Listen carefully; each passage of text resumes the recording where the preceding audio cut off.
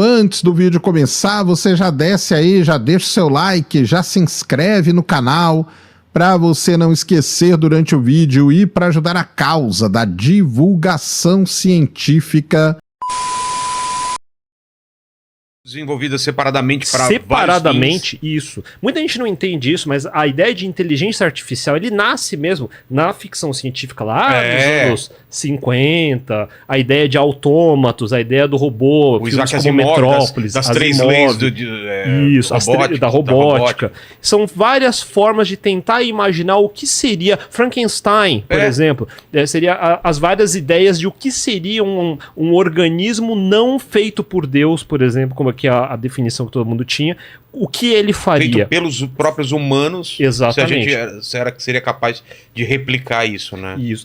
O que acontece é que agora nós tivemos uma série durante toda essa história. Então, a gente fala de inteligência artificial desde que a gente fala de computadores. Então, desde que nasceu computadores, desde a definição moderna de computadores. Então, eu posso voltar na história até Ábaco, até os egípcios, mas quando a gente fala computador moderno, a gente está falando da época da Segunda Guerra Mundial, a gente está falando de 1936, Alan Turing, e a ideia do computador formalmente conhecido como algo que computa números computáveis, aí eu vou chegar nesse ponto, mas esse computador fala, beleza, isso parece algo que se mexe, eu posso fazer ele se mexer sozinho, eu posso gerar um autômato, começa a nascer áreas como autômatos finitos, e aí a gente começa a entrar em robótica, a gente começa a entrar em visão de computador, o computador consegue identificar imagens, sintetizador de voz, eu consigo fazer um computador emitir um som que parece com um humano. Isso são áreas que vêm sendo estudadas da década de 50,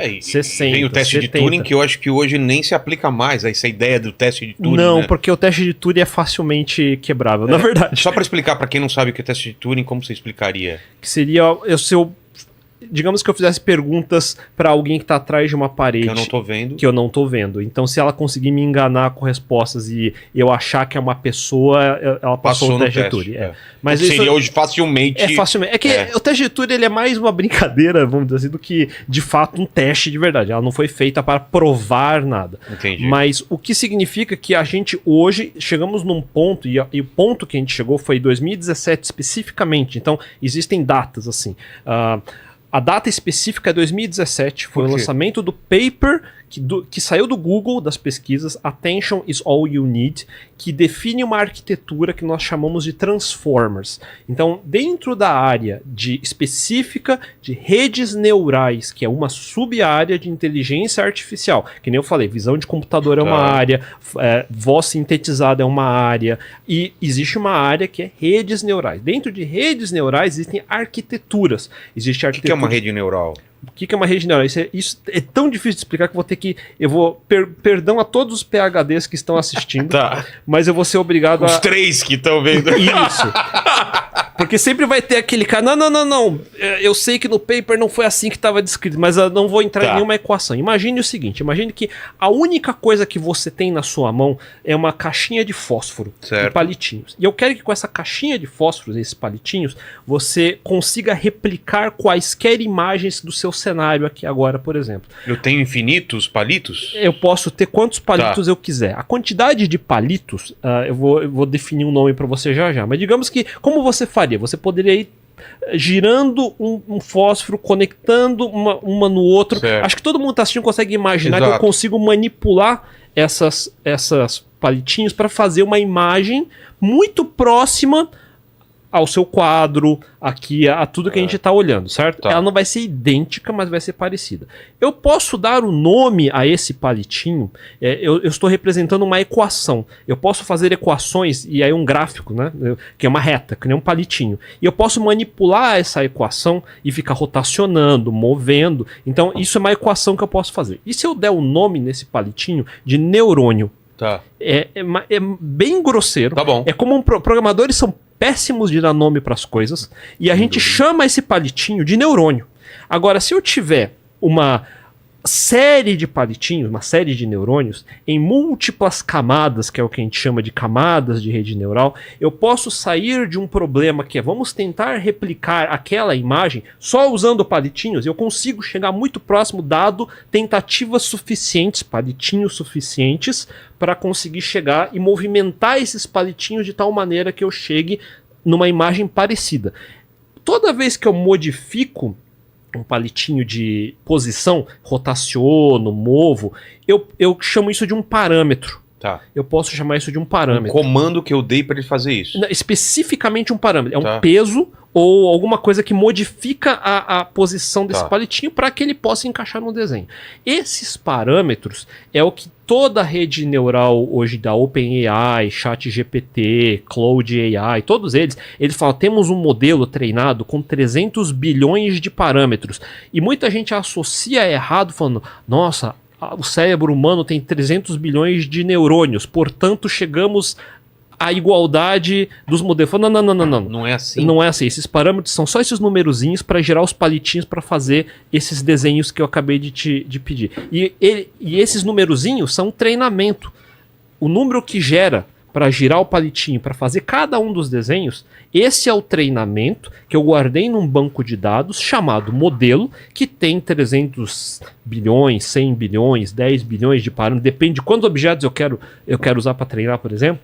E quanto dinheiro você tem E pra quanto dinheiro eu treinar tudo tenho? isso? Porque, de fato, para gerar um modelo desse, eu tô pegando tipo a internet inteira, petabytes e petabytes, e comprimindo, treinando com esses palitinhos, tentando replicar esse conteúdo e tirando esses números, são um monte de números, bilhões e bilhões de números, que eu guardo nesse banco de dados. E isso é o que a gente tem hoje dentro da área específica de inteligência artificial, que são geradores de texto.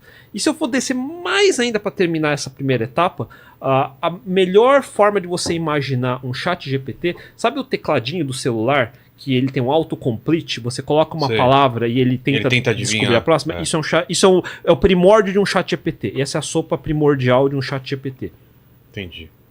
Eu gosto de falar também, porque a gente hoje tá todo mundo acostumado com as geradoras, né? É. Que são essas aí, que tem uma diferença muito... Eu já falei, né? Na minha tese de doutorado de 2007 tem inteligência artificial lá. Só que a gente chamava antes de estatística multivariada. Nossa. Se é esse nome A gente hoje... chama de machine learning e data science. Isso, aí vai... Até porque você cobra mais caro quando Exato. dá esses nomes em inglês. Aí, Ó, o Ken é falando, hein? É muito mais bonito. Exatamente. Porque chama de estatística multivariada, cara, não ia fazer o sucesso que faz. Primeiro que a galera já ia ver estatística, ela, esse negócio deve ser complicado, já nem vou mexer. Mas hoje a gente está acostumado com essas que são as geradoras, né, generativas, que ela dá uma resposta, entendeu? Entendi. Você pergunta lá qualquer coisa, a gente brincou lá aquele dia, né? O Palmeiras tem Mundial? Ela vai responder. Se a resposta está certa ou não, aí depende de várias outras coisas. Mas a gente tem, até antes das generativas, né, a gente tinha as preditivas, né? As preditivas, que é a parte, que não é essa parte de gerar texto e tal, ela te dá, nesse lance aí que o Akita falou, dos parâmetros e de tentar imitar, eu nunca vou conseguir imitar o seu quadro. Tá. Mas eu vou ter uma representação que é 60% fiel a ele. A outra vez que eu rodar vai ser 40%. Ele vai ser 40% seu quadro, 30% seu violão, 20% sua câmera. Isso aí a gente chama de preditiva. Ela não te dá uma resposta, ela te dá uma probabilidade. Entendi. É a mesma coisa assim que você escrevesse pro chat GPT, o Palmeiras tem Mundial, ele falava, olha só, 30% de chance de ter, 40% de chance de não ter, tantos por cento de chance de você estar sendo enganado. Entendi. E aí, isso não iria fazer sucesso jamais, cara. O sucesso que essas redes, que essas IAs que a gente tem hoje tem, elas vêm pelo fato de você pergunta, ela te responde, né, cara? Sim. Agora imagina você perguntasse qualquer coisa e ela mandasse probabilidades.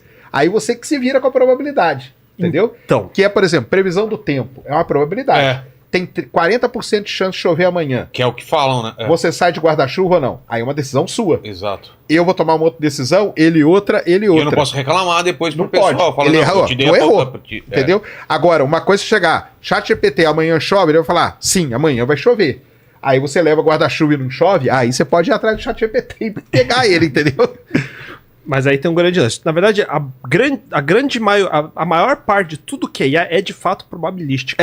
As pessoas não entendem que o que é um modelo. Ele é um modelo probabilístico. O que é machine learning? É probabilístico. Machine learning a gente usa muito em e-commerce, por exemplo. Isso. Então, as pessoas que mais compram o produto tal têm mais probabilidade de comprar o produto Y. Então, ele tenta te mover esse produto na sua lista para você, de repente você clica no produto. Então, existe essa tentativa de fazer o sistema aprender, dado compras anteriores, o seu comportamento, como o Google é o campeão de fazer isso. Eu tava até brincando que eu fico abismado, que eu estou no TikTok.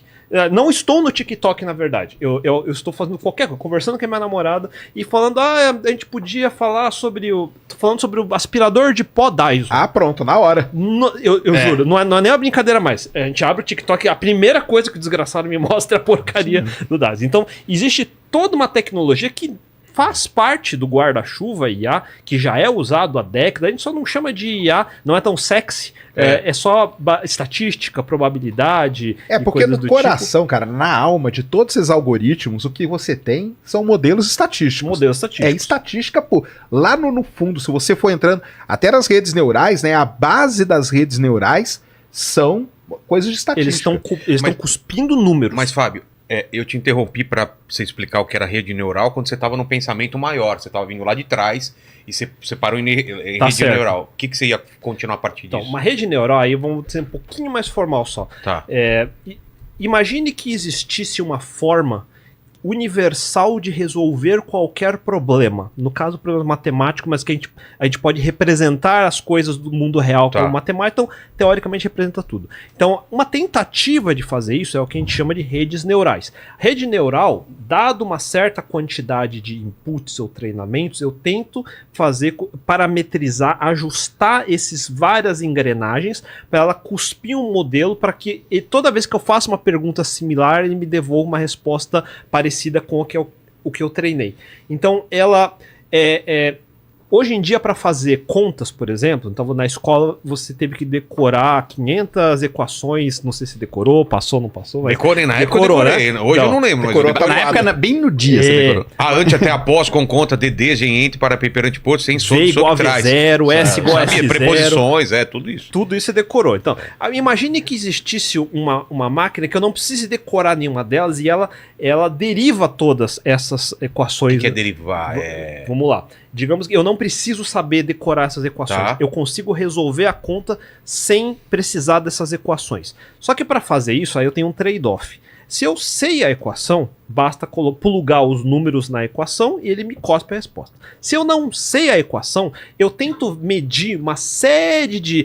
toda vez que eu começo a velocidade a 100 km por hora, eu termino a viagem em 1 hora. Toda vez que eu começo a viagem a 90 km por hora, eu termino em 1 hora e 10. Toda vez que eu começo a minha viagem em 80 km por hora, eu termino em 1 hora e 20. Então, se eu pegar todos esses dados de treinamento, aí eu consigo prever. Se eu começar a 50 km por hora, provavelmente vou levar 1 hora e meia.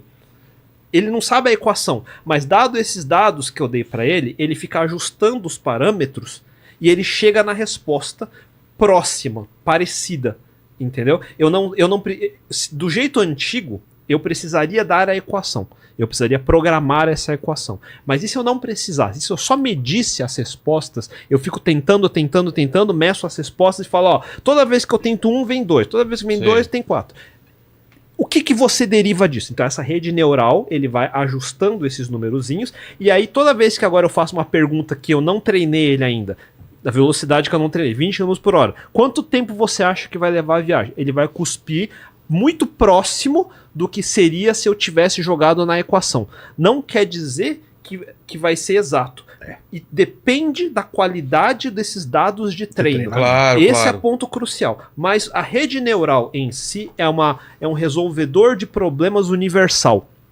Ele tem a capacidade teórica de resolver qualquer problema que eu precisaria escrever um programa, um algoritmo, uma equação. E tem que tomar cuidado com isso, porque aí todo mundo já extrapola. Então quer dizer que ele pode resolver tudo Não. Que nem eu falei, depende dos dados de treinamento, depende da qualidade desses dados. Se eu der dados errados, ele vai tirar as conclusões erradas naturalmente. Ele não tem a mínima ideia se o dado está correto ou não. Ele só olha o dado de entrada, o dado de saída e fala, sabe aqueles probleminhas que você já viu na rede social, que, digamos que tem esses números, e ele dá esses números, qual é o número que você acha que é o próximo número? E aí o pessoal fica, é óbvio que é 8, é óbvio que é 9, fica os comentários lá. Então, isso é o treinamento, bem simploriamente falando, de uma inteligência artificial. Pessoal, vou deixar na descrição o link do podcast completo desse corte.